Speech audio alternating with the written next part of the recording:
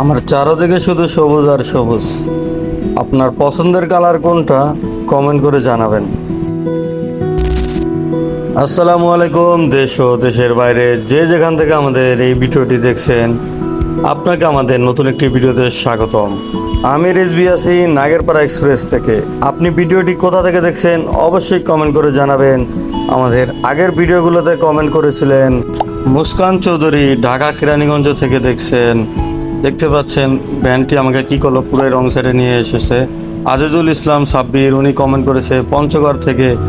পঞ্চগড় আসলে অনেক সুন্দর, অনেক ধন্যবাদ। মেহেজাবিন ইসলাম শামসুর রহমান কলেজ থেকে ভিডিও দেখছিলেন, সেটা জানিয়েছিলেন। ভ্যান আমাকে পুরাই রং সাইডে নিয়ে এসেছে। এম আলফাত কমেন্ট করেছিল ঢাকা থেকে। অনেকটা ধাক্কি করার পরে ভ্যান যে আমাকে রং সাইডে নিয়ে গেছিল সেদিক থেকে বের হয়ে গেছে। আইরিন সুলতানা কমেন্ট করেছিলেন শামসুর রহমান কলেজ উনি পড়েছিলেন, সেটা জানিয়েছিলেন আমাদের আগের ভিডিওগুলোতে। আপনিও যদি চান আপনার নামটি এভাবে দেখানো হোক, তাহলে অবশ্যই আমাদের ভিডিওতে আপনি কমেন্ট করবেন, কোথা থেকে দেখছেন সেটা কমেন্ট করবেন। আর এখন আমি যেই গ্রামে যাচ্ছি ফলইপটি গ্রাম। আপনি যদি এই গ্রামের হন তাহলে অবশ্যই ভিডিওটি শেয়ার দিয়ে আপনার এই টাইমলাইনে রেখে দিবেন। এটা হচ্ছে গ্রামে যাওয়ার একটি ইটের রাস্তা। ওই অপোজিট সাইডেও একটি রোড রয়েছে, ওটা হচ্ছে পিরিচ ঢালাই রাস্তা। এখন হচ্ছে আমি ইটের রাস্তা দিয়ে যাচ্ছি। আমাদের কাস্টমারের লোকেশন এখানেই সামনে।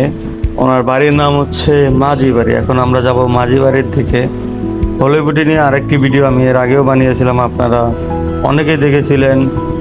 এই গ্রামটি আসলে অনেক সুন্দর একটি গ্রাম। আসলে ভাই নাগেরপাড়া এক্সপ্রেসের যেই সার্ভিসটি চলতেছে এখানে আসলে আমাদের কোনো ধরনের লাভ হচ্ছে না। লাভের ভিতরে যেই লাভটা হচ্ছে সেটা হচ্ছে গ্রামগঞ্জে ঘুরে বেড়াতে পারতেছি, এটাই হচ্ছে লাভ হইতেছে। এখন আমি চিন্তা করেছি আমাদের নাগেরপাড়া এক্সপ্রেসের এরিয়া আরও বড় করব ইনশাল্লাহ। আপনারা আমার সাথে থাকুন, আমাকে সাপোর্ট দিন। আপনাদের সাপোর্ট ছাড়া কিছুই সম্ভব না। যদি সম্ভব হয় ভিডিওটি শেয়ার করে দিবেন। আর যারা এতক্ষণ ভিডিওটি দেখছেন তারা অবশ্যই আমার ইউটিউব চ্যানেলটি সাবস্ক্রাইব করে দিবেন। এই যে স্ক্রিনে দেখতে পাচ্ছেন এটা হচ্ছে আমাদের ইউটিউব চ্যানেল, এটাকে আপনারা সবাই সাবস্ক্রাইব করে দিবেন, তাহলে আমাদের আর একটু উপকার হবে। আপনাদেরকে অসংখ্য ধন্যবাদ। আমি কাস্টমারের দেওয়া লোকেশনে এসে দাঁড়িয়ে থেকে কাস্টমারকে ডেলিভারিও আমার দেওয়া হয়ে গিয়েছে। এখন হচ্ছে আমি সামনে দিয়ে একটা পাকা রাস্তা আছে, ওই দিক দিয়ে বের হবো। দেখতে পাচ্ছেন আমার সামনে একটি হাঁস চলে এসেছে। হাঁসটি তো পুরা রেস দিতেছে আমার সাথে, ও পুরা দৌড় দিছে। ও সাইড হচ্ছে না, ও আরও জোরে দৌড় দিচ্ছে। যাই হোক, ও ডান দিকে চলে গেল। এখন আমি চলে যাব। এদিক দিয়ে একটু আগালেই হচ্ছে পিরিচ ঢালাই রাস্তা, সেদিক দিয়ে বের হবো। দেখতে পাচ্ছেন ব্রিজটি কি খারাপ, অনেক কষ্ট হলো। হায় এখান তো আরও ঢাল। যাই হোক, কষ্ট করে নেমে গেলাম। দেখতে পাচ্ছেন কত সুন্দর ধান ক্ষেত।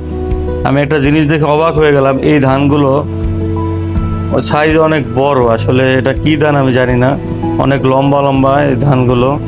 এটা ধান নাকি অন্য কিছু সেটাও আসলে আমি জানি না। যাই হোক, দেখতে খুবই সুন্দর লাগছিল। এই যে দেখতে পাচ্ছেন এগুলো নর্মাল ধান, এগুলো কত ছোট আর ওইটা অনেক বড় গাছগুলো।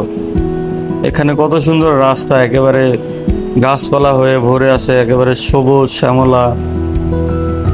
আসলে নাগেরপাড়া এক্সপ্রেসের সার্ভিস দিয়ে এই ভালো লাগে।